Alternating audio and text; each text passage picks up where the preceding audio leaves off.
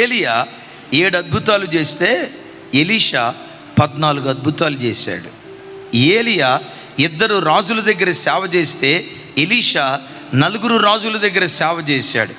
ఏలియా 20 సంవత్సరాలు సేవ చేస్తే ఎలీషా 40 సంవత్సరాలు సేవ చేశాడు. విచిత్రం ఏంటో తెలుసా? శక్తికి మించిన సేవ చేపిస్తాను అని అన్నాడు కదా, ఏలియాని వాడుకొని ఆ తర్వాత ఆయన కంటే శక్తివంతమైన దైవ సేవకుని దేవుడు లేవనెత్తాడు. ఇక్కడ మీతో పంచుకోమని నా ప్రభు నన్ను పురికొల్పుతున్న మాట ఏంటో తెలుసా? కలుగుతున్న కష్టాన్ని బట్టి కలవరపడకుండా కొంతకాలం ఓపిక పట్టు.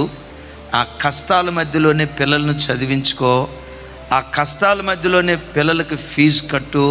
తినటానికి తిండి లేకపోయినా ఒట్టి అన్నంలో నీళ్లు పోసుకొని బెల్లప ముక్క నంజుకొని ఉల్లిపాయ ముక్క నంజుకొని తినే పేద బ్రతుకైనా కొంచెం కాలం ఓర్చుకో.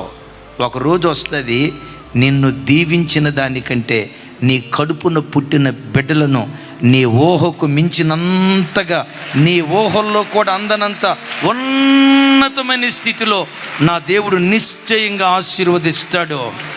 ఒకరోజు నువ్వు అంటావు, నా దేవుడు నన్ను మర్చిపోలేదు.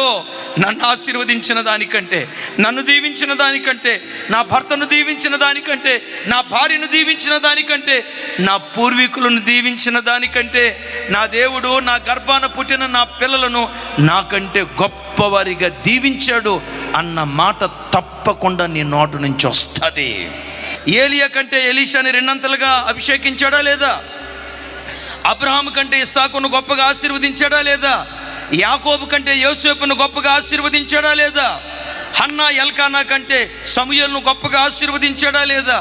వారి జీవితాల్లో దేవుడు ఏ కార్యం చేశాడో తల్లి, పిల్లల కోసం ఏడుస్తున్న తల్లి, పిల్లల కోసం ఏడుస్తున్న తండ్రి, వారి జీవితాల్లో దేవుడు ఏ కార్యం చేశాడో నీ పిల్లల జీవితాల్లో కూడా నా దేవుడు ఆ కార్యం నిశ్చయంగా చేస్తాడు. అది నీ కళ్ళతో చూస్తావు, నీ చెవులతో వింటావు. ఈ ఆశీర్వాదాన్ని కన్నులారా చూసిన తర్వాతే నెమ్మదిగా ప్రభు దగ్గరికి వెళ్ళే కృప దేవుడు నీకు అనుగ్రహించునుగాక.